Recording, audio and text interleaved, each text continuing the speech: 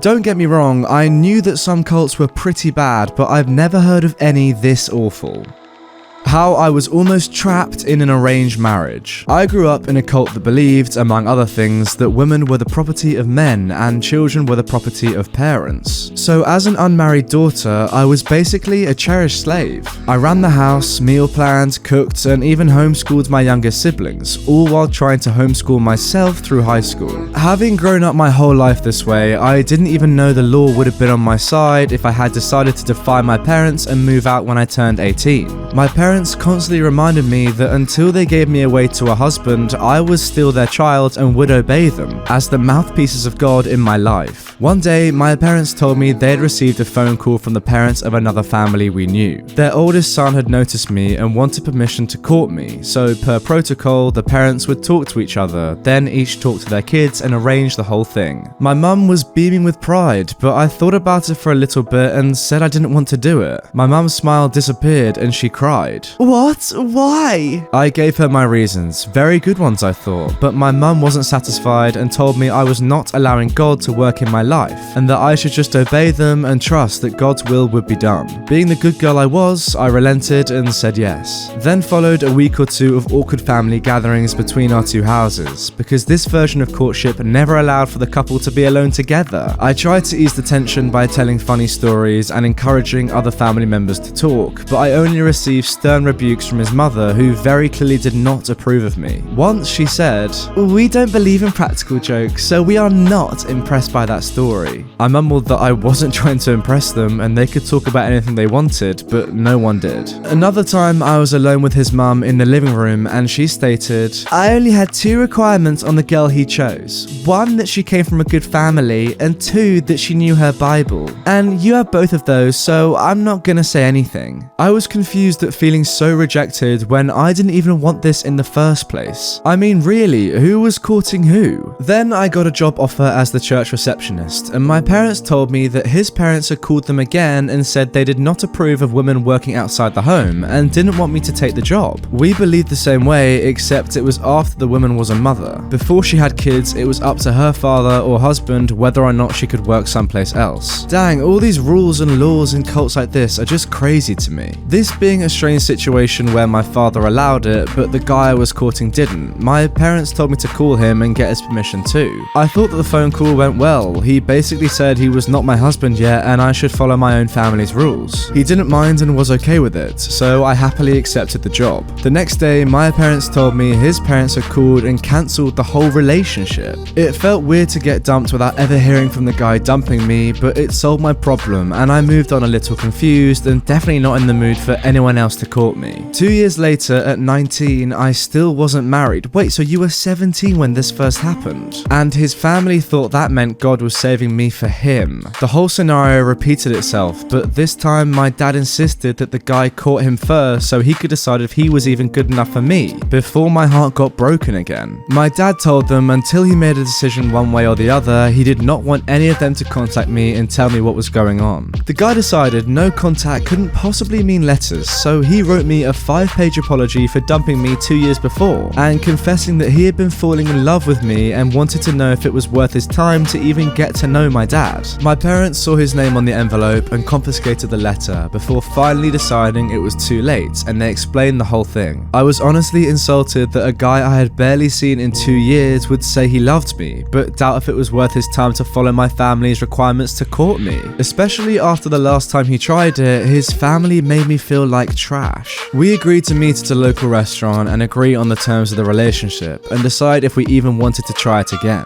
I sat on one side of the table with my parents on either side of me, and he sat on the other side with his parents on either side of him. It felt like we had lawyers. You know, through this whole thing, I'm just thinking, this is not the way that marriage should be conducted. This is crazy. Opie's right, it's as if both of these families do have lawyers, and this marriage is a transaction. Both families have to sign for it or something. It's crazy. His dad immediately started yelling at my dad for denying his son, and saying it was so obvious that I wanted this and he was holding me back. My dad is a quiet man, and he sat there like an angry stone while this man yelled at his face in the middle of the restaurant. It got so heated and embarrassing, the guy who liked me excused himself to the bathroom to throw up. While he was gone, his dad also said that if we didn't accept his son, there might never be another guy to come along and marry me. This made me laugh because I wasn't that desperate to just accept the first guy to ask just because I was scared no one else would. I didn't care if I ever got married or not, even though I didn't dare tell anyone else that. The evening ended with an agreement that we would pick up where we left off. We thought that meant more courtship.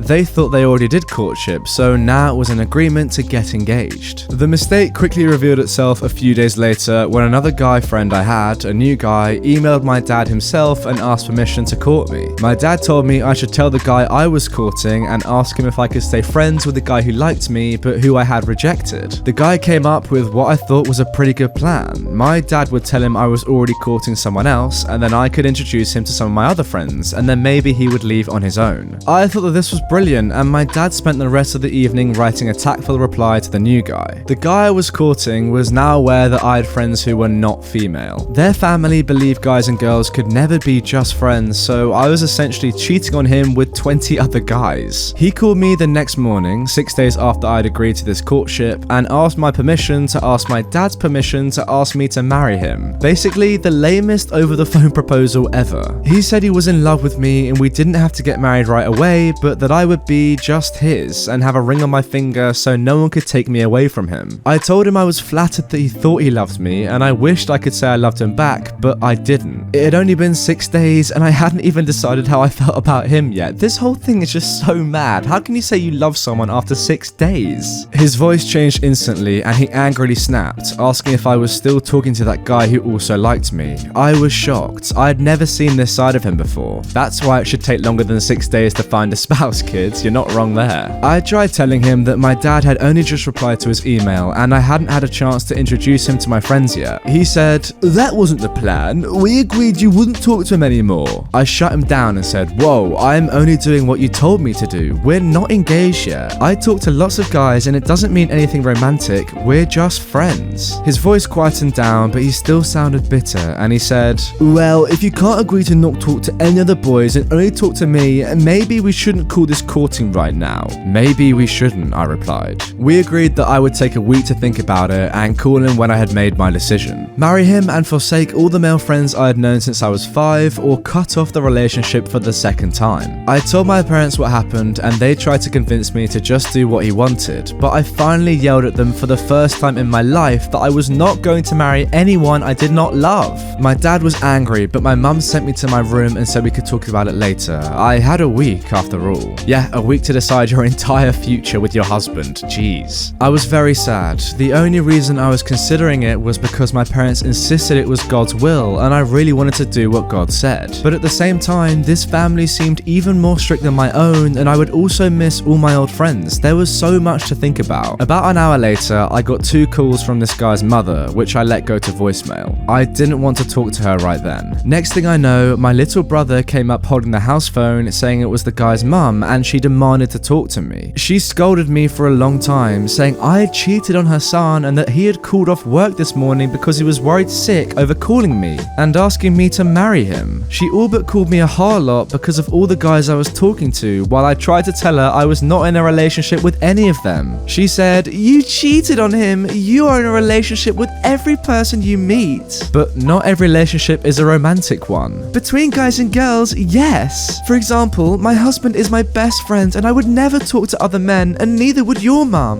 Oh, yes, she would. She talks to other men all the time and she's friends with lots of people. Well, I'm shocked. I honestly thought better of her than that. She then demanded to know why I needed 7 days to pray about whether or not to marry her son. God doesn't take that long to answer prayer. It sounds like you already know how you feel and you're just too scared to say it. It should take a day or 2 at the most. Look, your son agreed to let me have a week. If he can't do that, then the answer is no. Well, Well, let's not be too hasty. I thought, who's being hasty? I wanted a week, literally a week. She then told me she would go talk to her son and her husband and see what they wanted to do. It's literally never about the bride in this situation. That is crazy. I hung up the phone and threw it across the room. I had never been accused of anything like that before, and I curled up in a ball and cried. My mum heard me and came to see what was wrong. When I told her everything that horrible woman said to me, I stated firmly that I never wanted to see anyone from that family again. She called my dad up and he was angry for me being accused of being a harlot with all these boys, but told me I was not allowed to make my decision until a week was up because that was what I had agreed to. I just silently told myself they could all think what they wanted, but I knew my answer was no, and it would still be no a week from now. He called the family back and told them none of them were to contact me in any way, shape or form for the whole week, and when I had made my decision, he would call them and let them know what it was. They were angry, but they never contacted me again. Almost 2 years later, I married the new guy who had emailed my dad. Remember him? He was not a member of our cult, thank goodness, and taught me how to think for myself. Our courtship looked a lot more like dating than anything else and made a lot of people upset, but we didn't care. We just celebrated our 10th anniversary and we have 3 sons. I feel like I was rescued. Wow, what a mental story. I am so glad for you that it ended up okay and you found a good man to be with for the rest of your life. I think this story is almost the exact reason why cults have such a stigma surrounding them. There is something seriously wrong in the fact that you as a woman can't even choose your own husband. That just doesn't sit right with me. But a lot of people don't stand up against their family and just go with the flow and are unhappy in their life. So what you did is so courageous and brave, and I'm really impressed. Anyway, that is the end of this story. A bit of a deeper one today, but I enjoyed it nonetheless. If you enjoyed it, click on the playlist on screen for my top 10 Reddit videos.